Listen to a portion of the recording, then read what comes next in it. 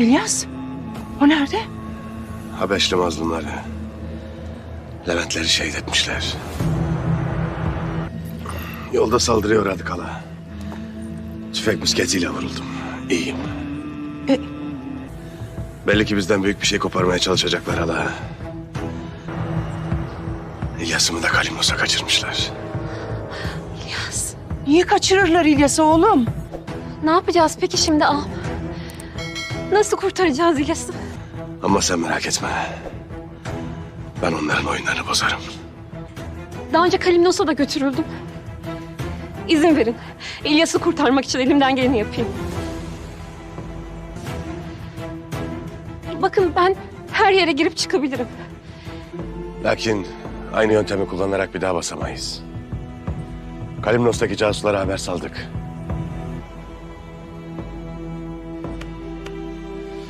Biz de bastık daha önce Kalimnos'u. Hele bir haber gelsin. Tersibatı kurup harekete geçeceğiz.